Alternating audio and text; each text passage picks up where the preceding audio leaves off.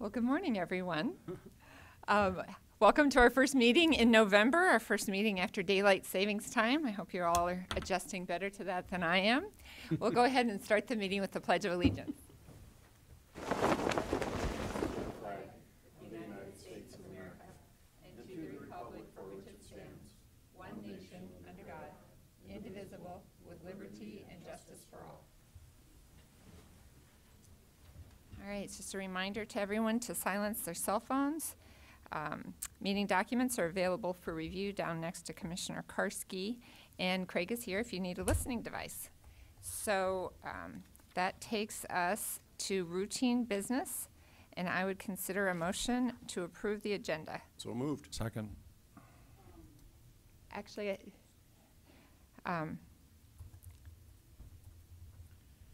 okay, motion and a second. All in favor? Aye. Aye. Any opposed? Motion passes. Next item is to approve the commission meeting minutes from October 29th, 2019. So moved. Second. Motion and a second. Any comments? All in favor? Aye. Any opposed? Motion passes unanimously. Next item is bills to be paid in the amount of $970,478.64. Pay the bills. Second. Motion and a second. Any comments? Madam Chair. Commissioner Barth. 567,000 of this total is in the Highway Department culvert replacement, a couple of trucks that they bought. Okay, thank you. Anything else? All right, so we have a motion and a second. All in favor? Aye. Any opposed? Motion passes unanimously. Thank you. Next item are reports. There's a couple of reports from the Juvenile Detention Center for September 2019 and for the third quarter report. There's also a report from the Minnehaha County Coroners for August 2019. And that takes us to the auditor's account for the county treasurer.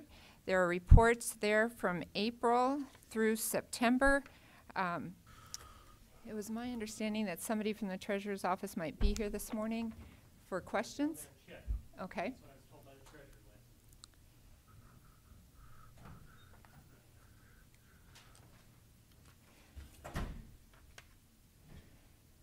As I think there might be a few questions on those auditor's reports, we'll give the treasurer's office just a second to see if they're going to be here for us to be able to ask some questions.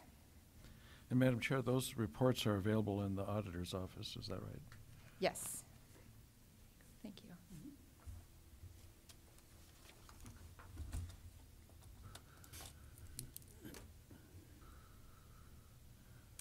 I think we'll go ahead and move on to personnel actions, and we can come back to the auditor's report. So the first item is to consider a motion to approve routine personnel actions. So moved. Second. Motion and a second. All in favor? Aye. Any opposed? Motion passes unanimously. Good morning, Carrie. Good morning, Carrie Deaver from Human Resources. I have a short list of anniversaries for the month of November. Only 4 people, but it totals 65 years of experience. We have Grant Edgecombe in the museum celebrating 10 years, Daryl Jonas at the highway celebrating 10 years, Michael Tushin at the highway celebrating 20, and Jeff Gromer with Sheriff's Office celebrating 25 years of service. Don't think we're lucky enough to have any of them with us this morning, but our gratitude goes to them for, again, 65 years of combined service. Very impressive. Thank you. The next item I have for you is to record the volunteers in county departments for October 2019. 296, just a hair under that 300 mark, of people helping us out in 6 different departments across the county. All right. Also very impressive. We're very appreciative of all that service. We are. All right, I think we'll go ahead and go back to the treasurer's reports, or to the auditor's reports. For the county treasurer, as we all know, we've been working on getting, treasurer's office has been working on getting reconciliations to the auditor so we could get these auditors' accounts. And we now have the reports for April, May, June, July, August, and September. And I see that the treasurer's here. If there are any questions for her this morning? Madam Chair. Barth. Pam, thanks for being here. No problem. Now that we're caught up, basically, are we going to be able to stay caught up? Yeah, I think we will.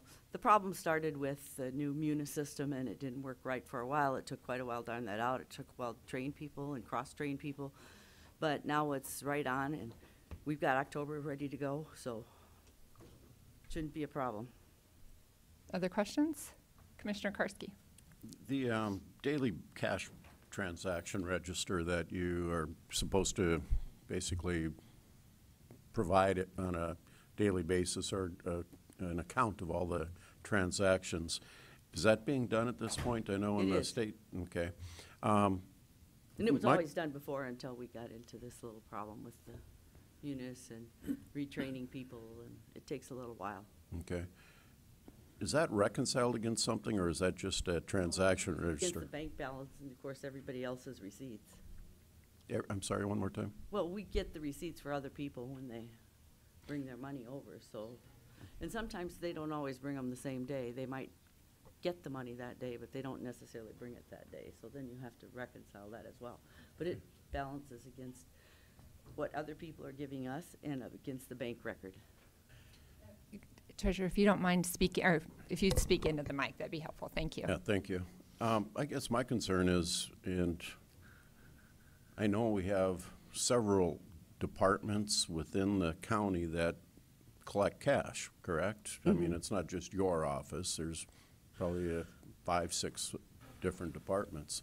And when we look at our unreconciled differences, the disparity was, a few $100s, and usually to the plus side, so that would have indicated that we're not logging in cash receipts, and we just end up over every day. But now we've gone anywhere from a $7,000 plus to a $5,000 negative, a $12,000 swing, basically. How can we, or what controls do we have that we can be addressing that, so that we know, I mean, where should that be addressed Oh, at? Well, it needs to be addressed with our office, and then we have to match up with the auditor's office and all the other offices, and they all have records too. They record their money and we record our money, and in the end, for the most part, they usually balance. I mean, you maybe not always be exactly the same, but the differences have been minimal. Never gotten written up in an audit about it. It's never, you have like longs and shorts on people get money and they bring it over, and their records basically we have to match our records with their records, and then our records we have to match with what we sent to the bank. Correct. So, again, to see within a 3-month time frame to be $7,000 over and $5,000 under in different months, somebody has to manage those cash receipts within each department. Does each department responsible for their own? Do they all have the same way to do it? I mean, if planning and zoning receives cash, do they have the same type of record book that the highway department or the register of deeds does? Does everybody do their own thing when it comes to cash receipts? My guess is they do. All I have to do is collect it and account for it and then match up our records. So the are you banks. concerned that they're not matching up and No. that you're showing these No. great I mean, you're not Well, concerned that you're a $5,500 short one month? Well, that could be, it usually levels out the next month. Well, they've been Sometimes it's swinging a timing. wildly. These last ones that you submitted were swinging wildly. Before they were, What I got, I can't control what they get. I just record what they give me, and they're supposed to, generally speaking, they level out. Sometimes it could be just one thing that could be that. It could have been one piece of property tax that was paid and didn't get accounted for on the appropriate day, but it usually works out. And if it didn't, then we'd be looking into that, So, and we would be finding it. clearly wasn't working out in these last ones that you provided. So what are you doing to look into it, to try to track it down? Well, I have a person that's in charge of doing the bank reconciling, and she matches it against the bank records. And then we match our stuff with every other department that brings us money, their files. And sometimes it takes a little time to run it down, but it doesn't stay there. That doesn't mean that $7,000 is never accounted for. I guess I would be interested to learn more about whose responsibility is it to make sure that each department is following a standard operating procedure to make sure that all cash receipts are accounted for similarly from department to department. I mean, I know the sheriff's office, sheriff's an elected official, he might have his own program, but he's still responsible to the taxpayers for reporting the money, as is the Register of Deeds and other elected Well, when they get to officials. our office, they're all handled the same way, but I don't know if all the other offices, how they account for their money. That's concerning. We would look to you for some leadership in that area to try to help us get some assurances for taxpayers that the cash is being accurately accounted for as it comes to you and then as it comes out of your office, so that we could have some, it's just concerning when, I mean, you said you hadn't been written up, but in fact, we were written up by the legislative audit for This year. this right? year. So we were just recently written up. So it's a pretty high priority issue, I think, for all of us. And so, I can assure you, it's a high priority for us too, and we're working on it. We're trying to work more closely with the auditor's office. well, that's what we're trying to get from you, is some assurances and some ideas of exactly how it is that you're trying to work on it, so that Well, you get a report every month, so I guess you'll be able to tell. okay, well, we haven't been getting reports every month, but now we hope to. And Yes. so hopefully we can work, and your office can work, to get these unreconciled differences so that there aren't such large swings, so we have more confidence that all the cash is being accurately recorded. Well, I just talked to Vicki yesterday, and she said she'd let me know if there were any differences immediately so we can get right on it. I check with my deputy treasurer every day going forward. We've been doing that since we discovered the reconciling issue. And it shouldn't happen, it shouldn't be there. But like I said, I will be aware and you will be aware, and we are addressing it. Commissioner Benega.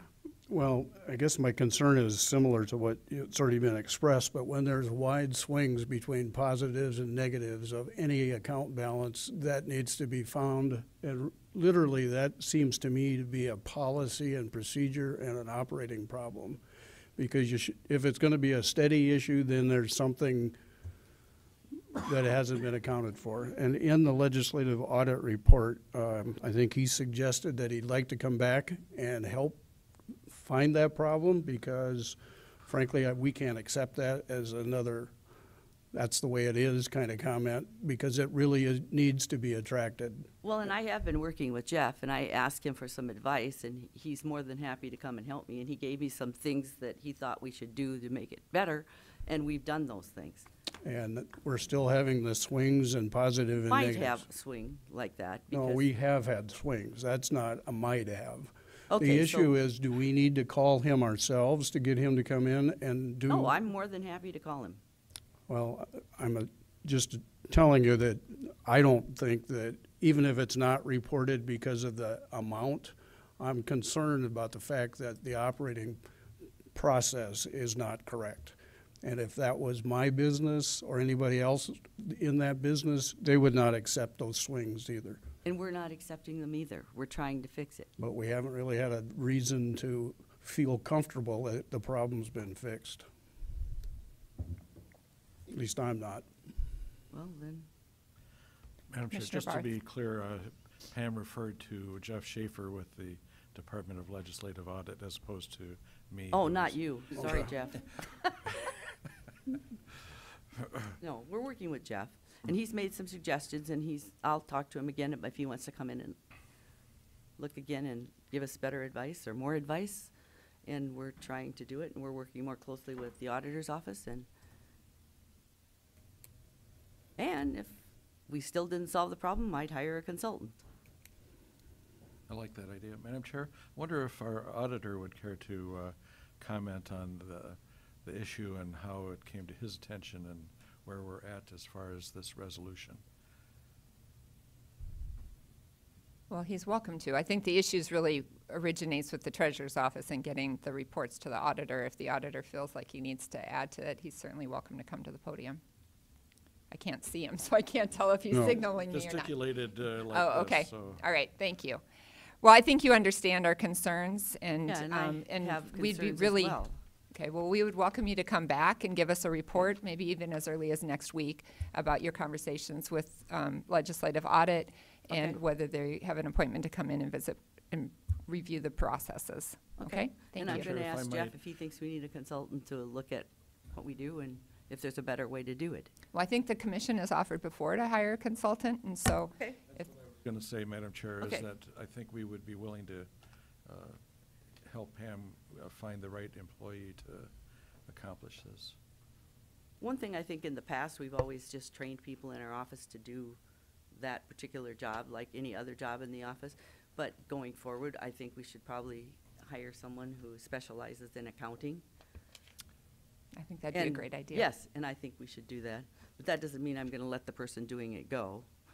But going forward, I think we can use a consultant in another way to make it work better. But if, going forward, if I were doing it again, I would probably look for an accounting person. I followed the practice that's been in place for over 50 years, so we're doing it the same way it's been done in the county forever, but we're a lot bigger now, and so I think maybe it would be worth hiring an accounting person. I don't know.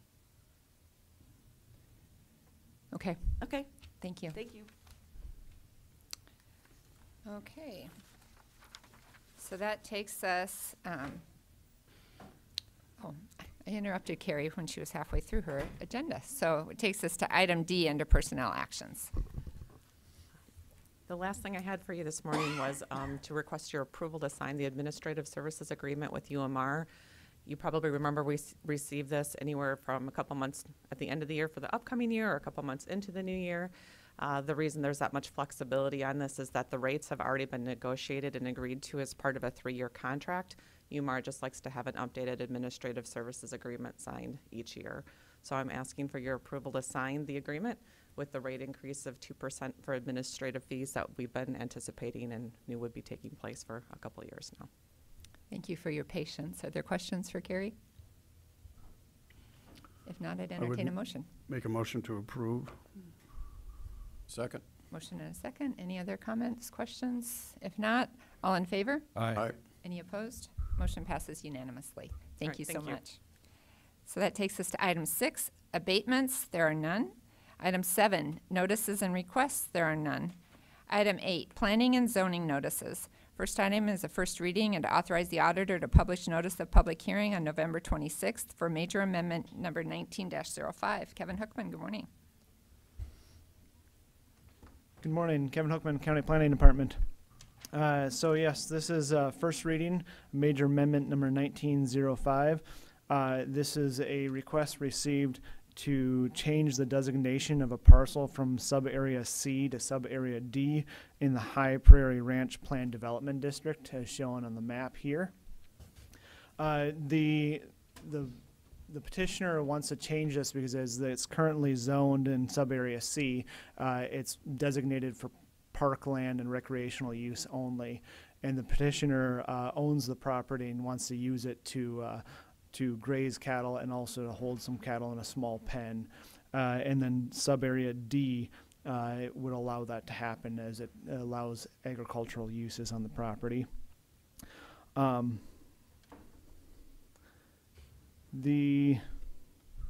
As this is the first reading, let's see, I'll go back to the legal description. The legal description of the lot is lots 18 and 18A of the High Prairie Ranch Edition in the northwest quarter, section 8, township 102 north, range 49 west. And the petitioner is Robert Bidstock. And it's about 2.5 miles east of Crooks.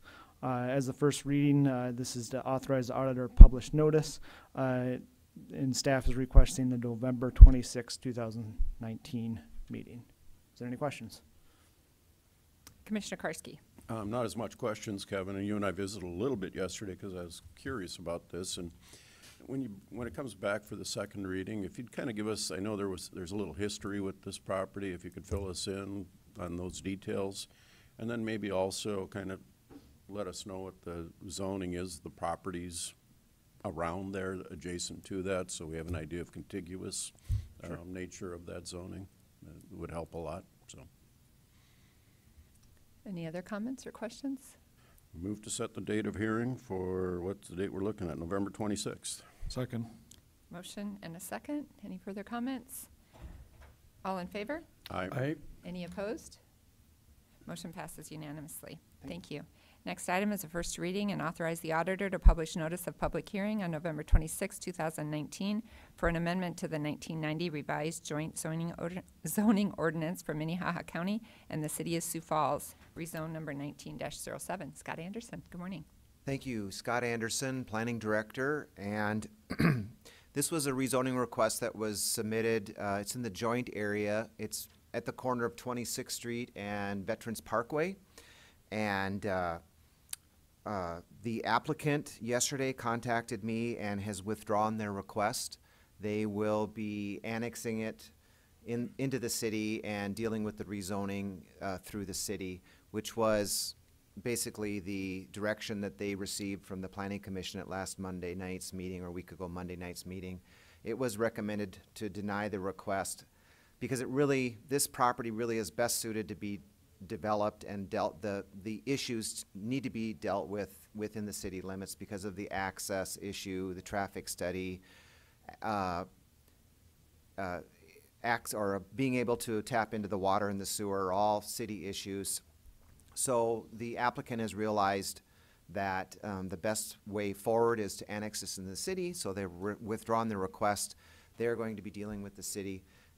It wasn't that the land use was maybe not going to, it was appropriate to rezone it to commercial. It needed to occur in the city. So I would just ask that you acknowledge the withdrawal of the application. We do not need to set a hearing date because they have withdrawn their request. Okay. Do you need a formal motion on that? I would just ask you acknowledge the applicant's withdrawal of the request. I acknowledge the applicant's withdrawal of the request. Commissioner Karski. You know, we've been dealing a lot with joint jurisdictional zoning here with Hartford, and I'm happy to see that personally, I think it should be annexed in. If it's going to be controlled, the city wants control over it, property owners adjacent to the city, they should have it annexed in. I'm glad to see it went that direction. We had a lot of discussion. It was a good discussion at the meeting, at the Planning Commission meeting. I think everyone recognizes that's the best use for that area is eventually to be commercial. It's just that you're really retrofitting 2 or 3 old small lots into a development plan, and how that's going to be best accomplished there's going to be a lot of discussion because it's really for that particular spot it's all an access issue because they can't really get access off Veterans Parkway, so it's 26th Street and just given the logistics of where the driveway could occur and that portion of 26th Street is annexed into the city. So it really behooves the city, or it really falls upon the city to direct how it's going to be developed. So it's best to get it in the city. So I'd agree. It's a very unique area, and so okay. Well, thank you. So that takes us to item 9, petition for compromise of lien, and there is none. So this is an opportunity for public comment. Is there anyone here today who'd like to speak about something that's not on the agenda? Okay, not seeing anyone. I am going to acknowledge basically an oversight with respect to our agenda. We had noticed for a second hearing today on proposed changes to the ambulance ordinance that was supposed to be scheduled for today, but through an oversight it wasn't included on our agenda, so that will be re-noticed and rescheduled for a later date. Okay, so that takes us to regular business. First item is item 10, to authorize the chairperson to sign Amendment 2 of the 2017 Professional Services Agreement with IMS, Infrastructure Management Services. DJ Boothie, good morning. Good morning, Commissioners. DJ Boothie, Highway Superintendent. In 2017, we signed a contract with IMS to evaluate our asphalt roadway system and give us condition ratings and recommendations for maintenance, a maintenance program. And we try to do that every 3 years. We did it in 2014 and 2017. Now coming up in 2020 will be our 3rd iteration of this assessment of our roadway system. And working with the DOT, we get a cost share for a portion of our roadway network that's inside the MPO. And so they have authorized us to do an amendment of our 2017 contract in order to perform the services in 2020. And so our request today is to approve the attached amendment number 2 for the agreement with IMS. The total cost of this amendment number 2 is for services to include the assessment in 2020 and then evaluation of the data that occurs in 2020, 2021, and 2022. And so the total cost is $96,326.88. We will be reimbursed a portion of that cost. The reimbursement from the MPO will be $21,136.60. These costs will be paid out over the next 2.5 years or so before we expend all of those funds, but I'll stand by for any questions if you have any questions about the amendment. Commissioner Karski. Thank you, DJ. And I understand how critical this work is to keeping our roadways in the condition they are. Our county roads are, I think, are in fantastic condition, and with all the water and stuff, I know we need to keep on top of things. A couple agenda items later, we're going to be talking about the pictometry agreement with the city, where the county and the city work on the same thing. And I know the city does a very similar thing for the city roads. Is there any advantage, and I'm sorry I didn't come to you with this question, it just came into my mind as you were talking, but would there be any advantage to working with the city? I mean, these people are bringing their trucks with their cameras and their lasers and whatever else, and I know the city does the same thing. Have we ever discussed that, or would there be any advantage to doing that? That's a good question. We've met several times over the last 5 years or so with the city of Sioux Falls, city of Brandon, and several other counties that are around us, and IMS to talk about trying to strategize having the assessment done at the same time. We were the first government agency in South Dakota to begin using IMS, and now several other clients have signed on with them as well because of how useful it has been for us. And so what IMS has basically told us is that they do enough work in the Midwest that their vans from Arizona are all over the place all summer long, and so it wouldn't result in a significant cost savings to try to time the services with, like, say, the city of Sioux Falls, just because they're back and forth the Midwest all the time. And so we're not paying a huge fee for them to come up mobilized from Arizona. They're a mobile unit that stays mobile all summer long. Okay. Other questions? Move approval of the agreement. There's a motion and a second. Any questions? All in favor? Aye. Any opposed? Motion passes unanimously. Thank you. So the next item is to consider a motion to accept the highest bid and approve resolutions for the 2017 sale of tax deed properties, RDID 27054 and RDID 65784. Auditor Litz, good morning. Good morning, Commission. Bob Litz from the Auditor's Office, and I'm here to report on the sale that we had. The annual tax deed sale was held at 10 o'clock on Saturday, October 26, 2019, on the lobby of the Administration Building. There were 2 properties advertised to be sold at the auction. Following 2 properties are auctioned, and the high bids received are as follows.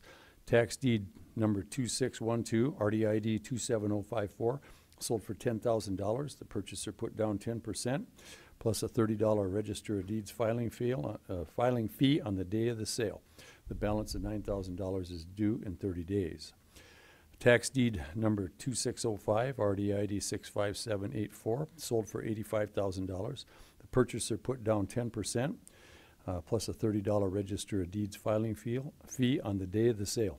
The balance of $76,500 is due in 30 days.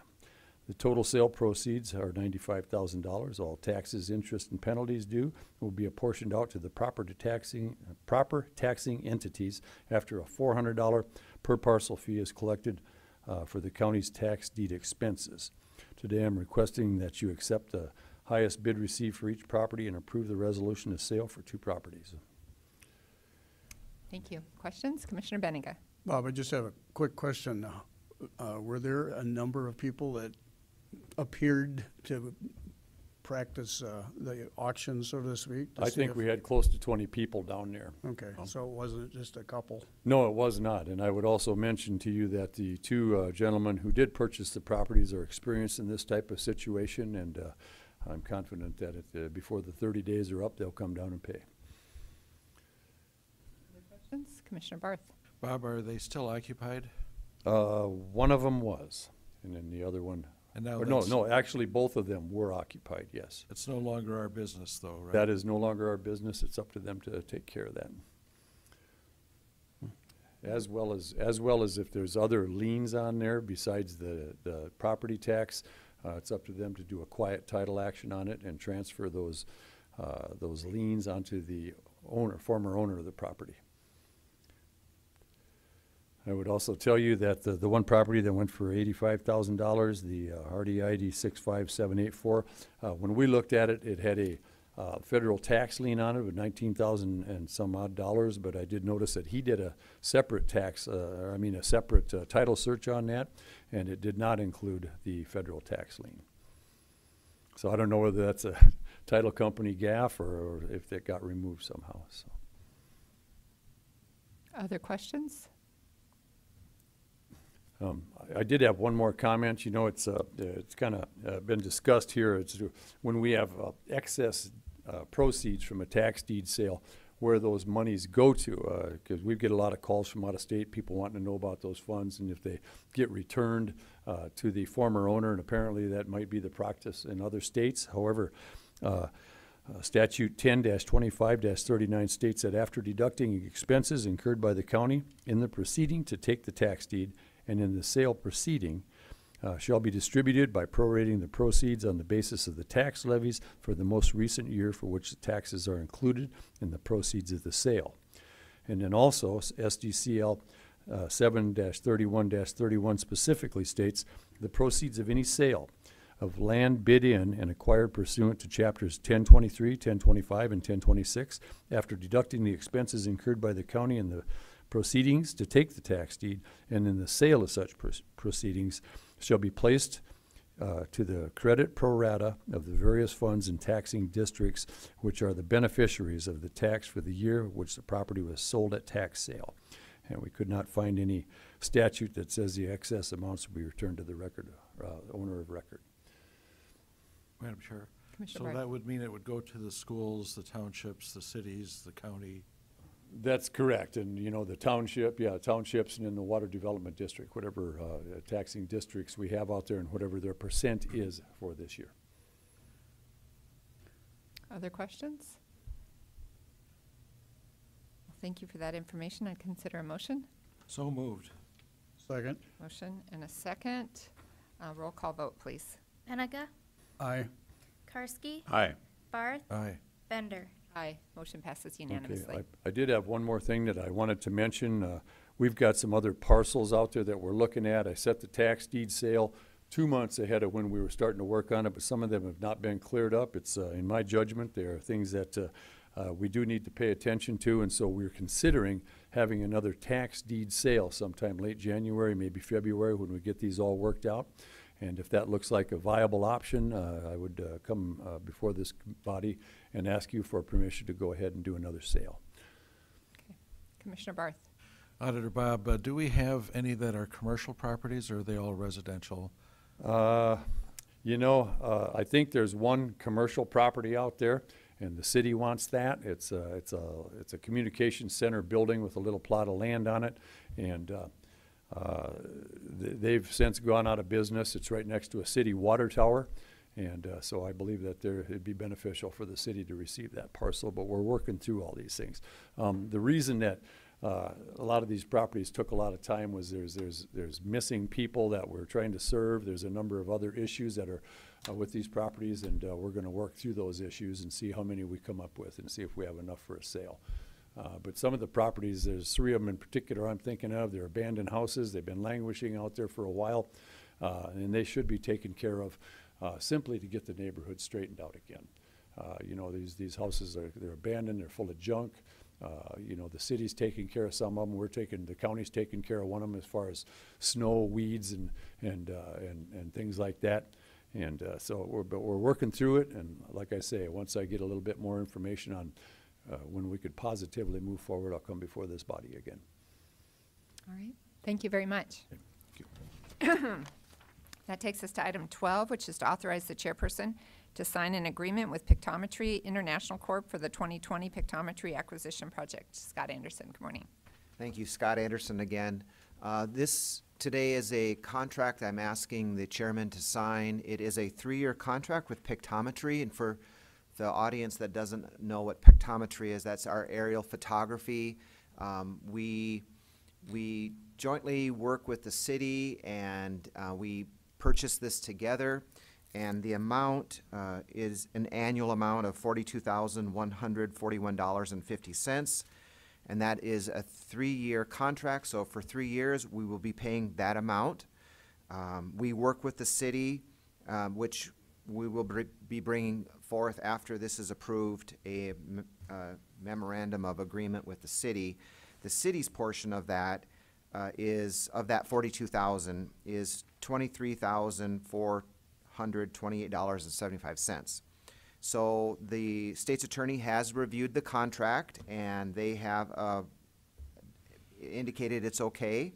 The contract is included for your review. Heidi Yerke, the GIS coordinator, is here if you have any questions. But Pictometry is the vendor that we've used in the past.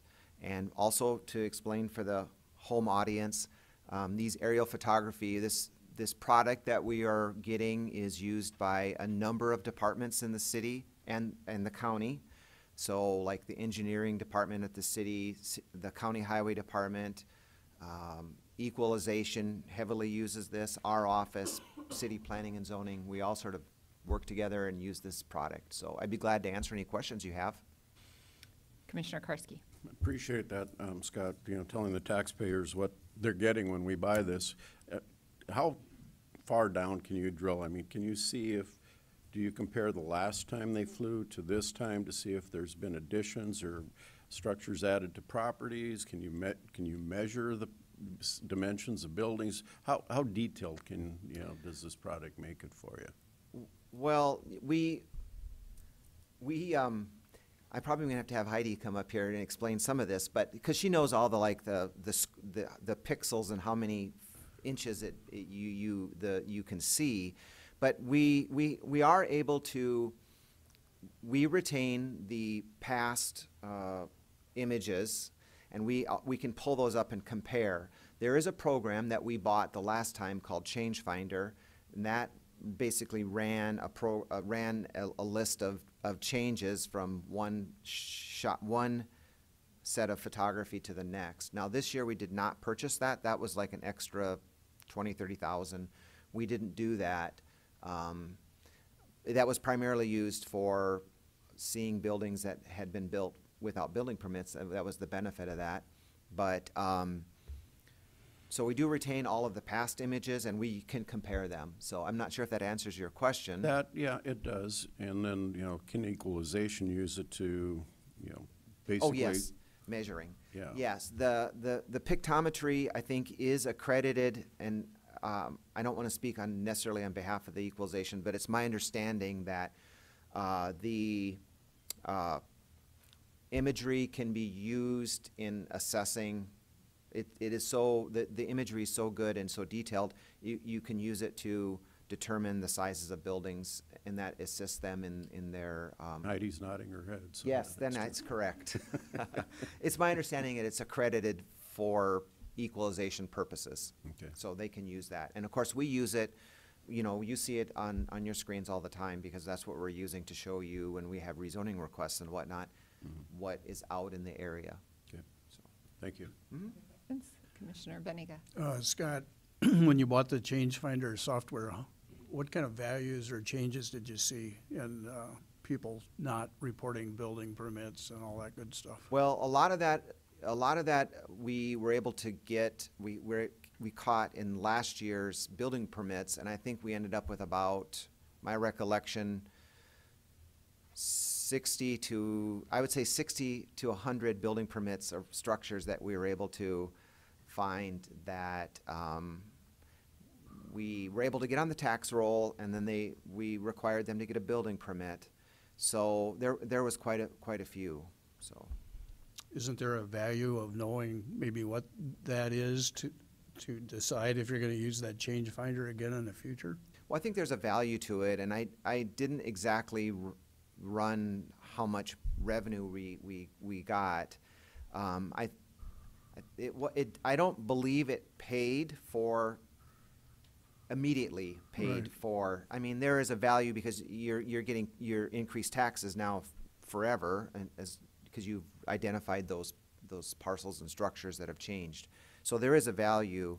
I think it was a good tool. It's definitely an equity tool because it makes everything equal. Everyone had to go through the same steps. So, Commissioner Barth? Scott, I don't recall, but there was a time when the city wanted to do this with the tree still in leaf because they wanted to, I don't remember what it was, but it's better for us when there are no leaves on the tree to take these images. yes. And secondarily, is this the system that allows us to determine the height of a building? So a 3-story building doesn't look like a 1-story building? Yes. Okay. You can do what's called the oblique imagery, which basically instead of so the imagery, there's a couple of different methods. You can look straight down on something, and that is, I'm not sure what it's called, but I'm gonna have to have Heidi up here pretty soon. And then there's the obliques, which basically lets you look at something, from the side, and there are measurements that you can do on all those. And that could be applicable to a law enforcement situation Yes. too, I can imagine. Yeah, a lot of departments use this. Sheriff's office, state's attorney. I mean, we have a lot of people that we help with products, that need it occasionally and regularly. Commissioner Karski? Just to comment, this isn't, big brother government with their eye in the sky spying on people, because most people follow the rules and they get building permits and they understand codes exist for a reason. And, sometimes people do take shortcuts and they think, well, it's a small building, or I really don't, it's my land, I should be able to put whatever I want. Those are the ones that are basically found. But like I said, most people do follow the rules and understand why we do what we do. And we're focusing on one small aspect, and that's the enforcement. But I will also, for the public, let them know that this is also on our website. And I had someone yesterday from Maryland that is moving here and just was so grateful when I explained to her that you can go on the website. She didn't want to work with a realtor yet. She just was looking for someplace out, in the county that maybe she could have her horses. And I explained to her, well, you can go on our website and the GIS, you can get all kinds of information. You can get the zoning, the property owner, the flood information. That is all available to the public by just going on our website. So there is a great value to being able to see that as well. So it's more than just an enforcement, and it's more than a tool that we use internally. It's definitely a tool that the public has access to as well. Great. Anything else? Those are all great questions. And Scott did it all by himself, which is very impressive. But I had Heidi, I did have my backup here, so thank you. I saw a few hand signals going back and forth, so. All right, if Thank there you. are no further questions, I'd entertain a motion. Approval? Second. Motion and a second. All in favor? Aye. Any opposed? Motion passes unanimously. Thanks for coming, Heidi. All right, that takes us to item 13, which is a brief on the local emergency management performance grant requirements. Jason Gearman, good morning. Good morning, Jason Gearman, Emergency Management. This is the second brief on this. It used to be called the State and Local Agreement, SLA, but they managed to make the acronym longer, so it's now the LEMPG. And basically, if you're wondering why I'm here today, is one of the requirements of this is to brief the County Commission on this performance work plan. And what this performance work plan does, there's 13 different areas, and each area has different subsections to it. Some of them only have a couple subsections. Some have up to A through F as subsections. And what this eventually does is if emergency management performs all these requirements, the state will reimburse us up to 50% of the salaries for this. Now, right now, I'm at 95% of my work is SLA or LEMPG related. Ambulance doesn't count, and the police reserves do not count as part of the emergency management realm according to the state. Doug Blomker, he's about at that 45% to 46%. So we are looking at increasing his workload into emergency management more. So you're going to see more of a funding increase next year. So as of this year, the amount that will be paid is $81,908.58, reimbursement of salaries and benefits for Doug and myself. We do have some staff at the sheriff's office that helps us with the billing and finance and some other inventory and basic office work that are not included in this because they just wouldn't make that dollar amount even feasible to do that right now. We'll look in the future if we need additional help, if the sheriff thinks that's necessary. Just a few of the things we have to do, and basically this is just a preparedness document and making sure that the county's prepared for anything that might happen, disasters, flooding, which we had plenty of that going on this last year. If there's any questions about some of the objectives or anything at all related to this, I think now is probably the time. Other questions? I do, if you don't mind. Karski? I feel like I'm jumping in a lot here. I apologize. This thing's all about dotting I's and crossing T's, proving Yes. that we've done the work. Is it 50% or nothing, or is it, I mean, if they say, well, you only did 45%, you only get 45% because you only did so much, is it an all or nothing type of grant? Well, some of the issues with this, and there's been a lot of controversy over this throughout the state, especially with some of the smaller counties. So this document, if it's in Minnehaha County or in Turner County, you have to do the same thing. Being in county government for my whole career, and especially with the sheriff's office, organizations are different and should be treated differently. So some of this is kind of arbitrary, in my opinion. I don't think that they're just going to say, I didn't complete one thing and no, you're not getting funding this year. But there is that possibility. Okay. And I know Maggie has reviewed this and had some frank discussions with me on opinions on that. So, Okay. Commissioner Barth. I don't want Commissioner Karski to get away with saying he's talking too much, because I have that title.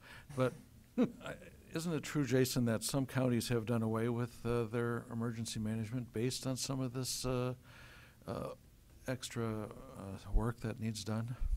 well, they haven't went away with their emergency management departments, but some are structured differently where it may be a deputy sheriff that's also the emergency manager.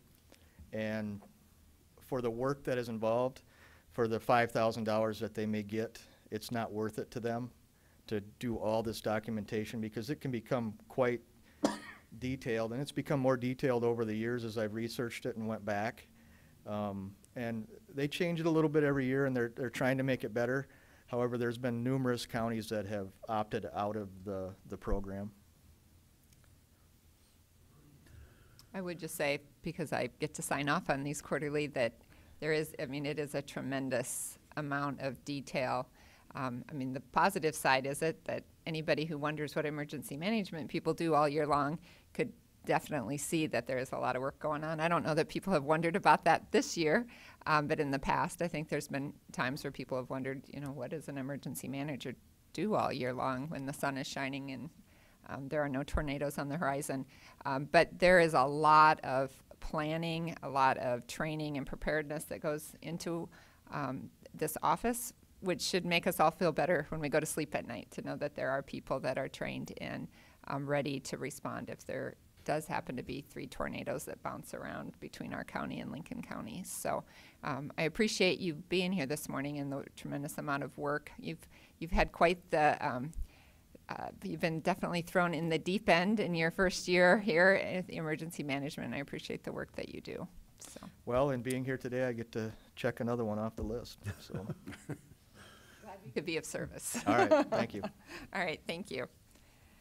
All right, so that takes us to item 14, which is to authorize the chairperson to sign the hold harmless agreement between Minnehaha County and the South Dakota Department of Health for the use of AED project devices. Joe Bosman, good morning. Good morning, Commissioners. Joe Bosman with Minnehaha County Sheriff's Office. This morning I have in front of you a request to sign a hold harmless agreement between Minnehaha County and the South Dakota Department of Health. What this is stemming from is an AED program that has been funded completely by the Helmsley Trust. If you guys aren't familiar with the Helmsley Trust, it's a nationwide trust that looks to find ways to improve, enhance medical response anywhere in the nation. They have identified a need in South Dakota for AEDs in rural areas, and this project it's over $1 million statewide, and what it is they're funding it through the State Department of Health to give brand new AED or defibrillators to law enforcement to deploy out into the patrol vehicles, both in city and rural areas.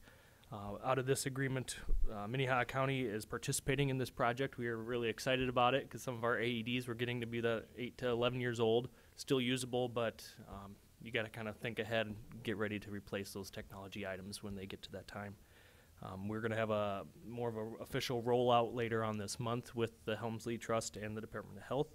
But in doing so, since we are receiving the AEDs through the State Department of Health, they are requesting that we sign a hold harmless agreement, more or less saying that by them giving us the AEDs, they're not responsible for the use, the training. That still falls on us as the Sheriff's Office or the agency that uses them, which are more than acceptable because we train every 2 years for CPR recertification and the requirements for AED use. Questions? Sure. Commissioner Karski, as we have the ongoing battle, who can talk the most? Fully in support of signing the hold harmless agreement. My question is, what do we do with the old AEDs? I mean, is there a market or some nonprofits, churches? I mean, what do we do with that equipment? Very good question. Exactly what you're talking about. What can we do with these old AEDs? And that's something the Helmsley Trust has built into this program of wanting the agencies that receive new AEDs to identify other uses for AEDs in your communities. Maybe the community center in Colton doesn't have one. That'd be a great place to deploy one of our older AEDs that still has life in it, and identify a public library. Schools usually are pretty well suited already ahead of time, but churches. So they want us to expand the benefit of this program as much as possible. So we're tallying up what we have for AEDs and then identifying rural areas to deploy those in. Great, thanks. Anything Move else? approval of the hold harmless agreement. Second. Motion and a second. All in favor? Aye. Any opposed? Motion passes unanimously. Next item is yours as well. Authorize the chairperson to sign the 2020 law enforcement service agreements between Minnehaha County and the cities of Baltic, Colton, Crooks, Del Rapids, Garrettson, Hartford, Humboldt, and Valley Springs. Yes, this morning is our annual renewal for our law enforcement services for the 8 communities that contract for services with the Sheriff's Office. Hours have remained the same from last year. The hourly rate has increased incremental just a little bit. We kind of gauge that based on health insurance, fuel costs, and personnel matters. So everything with the hourly changes for the rate has been communicated already earlier this summer with all of these communities, so we can open that discussion with them if they have any concerns about the cost. Seeing none back from any of the towns, we then start the process this time of year to sign our side of the contract for the 2020 law enforcement services, get them to all 8 towns so they have time to sign them as well before the end of the year. Questions? I would move for approval. Second. Motion and a second. All in favor? Aye. Any opposed? Motion passes unanimously. Commissioner Joe, if you don't mind, do you guys, you or Captain Walsh or whoever, go out and meet with these communities on a regular basis? Because it seems like sometimes when I've been out there, they say we never see them or something like that. For the administration side of things? Yeah. We do go out there. Yeah, we get invited to different city meetings. It might not be somebody from administration, but we always, if we're open for invites to, if any deputies are out there, our deputies are usually stopping in the city hall just to talk to the city leaders to see if there's anything we can do to assist them in their town. Thanks. Any other questions, comments? All right, thank you so much. Thank you. Okay, that takes us to item 16, liaison reports. Are there any liaison reports? Commissioner Barth. Maybe it's new business, I'm sorry. I went to this meeting with the trade delegation from Egypt last night. Was at the Chamber of Commerce, Rock Nelson with the International Marketing Director for our area, and Mike Saba kind of set it up, and it was quite interesting. These folks had previously been to North Dakota, and they've been on quite a tour of different places to include, you know, dairies and soybean locations. You know, Egypt is 100 million people that has difficulty growing everything that they need, and according to the ambassador, they're happy to meet actual farmers because in dealing with international corporations like Cargill or something, they don't know your name when you show up, but you know, if you meet a farmer, he remembers your name, even if you can't pronounce it. Anyway, it was a quite interesting thing. We had the Secretary of Agriculture there, Dr. Kempeska hosted things, and it was, I don't know if we'll sign any big deals, but I think any time when that happens, we need to try to make their mission to do trade a success, and so helping them be a success would have been my goal. All right, thank you. Commissioner Bennica. I think most of us were able to attend the Hartford Joint Jurisdiction conversation last week, and I would say at this point I was somewhat very happy, I think, and everybody there was appreciative of the fact that they had an opportunity for input. I would suggest that when we talked to the community before, there was some question about how much rural input had been discussed in that process, and they had quite a bit of rural input at that meeting and some great questions, and frankly I thought they did a great job of presentation, but more importantly it's going to be a little longer process because people had lots of ideas about how that could be improved. Okay, thank you. Any other liaison reports? I would just note that the jail leadership team met again last week. We meet twice a month, and the project continues to be on track, on time, under budget. It's been a great team to work with, and they're very collaborative about working with other stakeholders to make sure that they're proactively dealing with issues like construction out on 6th Street and things like that. So, all right. Any other liaison reports? Commissioner Karski? Not a liaison report, just recognition that next Monday before our next commission meeting is Veterans Day. And I always attend or do my best to attend the Veterans Day ceremony, which is open to the public at Lincoln High School. It begins at 10:30, and if you've never been to it, it is a fantastic service, fantastic ceremony. Just encourage everybody's attendance, especially county employees. You have the day off. If you want something to do to recognize the veterans, go to that ceremony. I would agree that it's very worthwhile. So, okay, any other new business? Auditor Litz. Good morning, Commissioner. Again, Bob Litz here. I wanted to report that later today I will be leaving for Pierre, South Dakota. I'm taking a staffer with me that has not worked elections since 2000.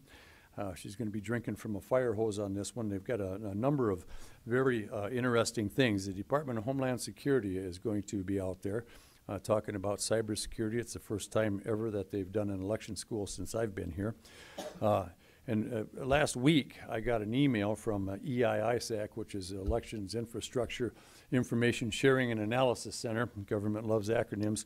And last month alone, there were over 20 attacks on local election offices. They included website defacement, brute force hack attempts, denial of service, spoofing, which is the endpoint access when somebody clicks their computer on a bad email that could let things in, ransomware installs, and typo squatting, none of which were successful. But those things are out there, so I'm really glad to see the Department of Homeland Security. Also out there is going to be ES&S, who is our election vendor. And I was out to Pier a couple of weeks ago, and we did the certification to Windows 10 from Windows 7. So everything in the state that is involved with that type of thing will be updated. Election services will also be out there, and they are the people who program our elections that we put on a stick when we configure the tabulators and other things. And they take their information that they get from the Secretary of State in my office and move it to the ballot printing, which is sea change, and they will be there as well. So those two work hand in hand. So I wanted you to know that it's going to be an exciting trip out there. There's going to be a lot of things that a lot of people have not been exposed to. We've got a lot of new auditors, and I think it's really going to be a good thing for the state to become aware of these things. Thank you. And then when you get to old business, I've got some of that too. Let's see if there's any other new business. Any other new business? All right, you have the floor. Old business. Hey, Bob, let's from the auditor's office again. You've all been made aware of a while back that we had some properties off of Dubuque Avenue that were in the wrong school district and being taxed inappropriately. As of November 1st, we've handled that situation. There were 28 properties that were affected. All of but 20, we've dropped those checks in the mail, except for one. They've not paid their taxes yet. And it looks like that they pay them themselves and not by a bank situation. But the properties had been in the wrong place since from 2015 through 2019. We figured out who had money coming back to them, and all those checks have been paid, along with a letter from the auditor's office explaining why they're getting that check and apologizing for the mistake that was made. Okay, thank you. All right, any other old business? Scott. I just, Scott Anderson again. I wanted to chime in on the meeting that we held last Tuesday night at Hartford, and Commissioner Bennigan brought that up.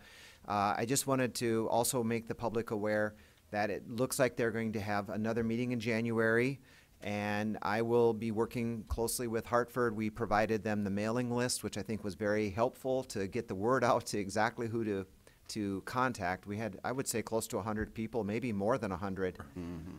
So, and it was a nice long meeting, and I think I will be helping whoever is writing the zoning ordinance to make sure that they have a product that's going to work well with what I think the intent or what the desires of the citizens are out there. So, but I just wanted to make everyone aware that it looks like they'll have another meeting in January. Okay, thank you. When we find out, I'll let you know.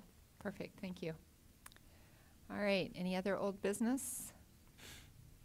All right, if not, I'd entertain a motion to recess the Minnehaha County Commission meeting. So moved. Second. Motion and a second. All in favor? Aye. Any opposed? Motion passes unanimously. We will try to reconvene about 10:15, about 10 minutes. Thank you.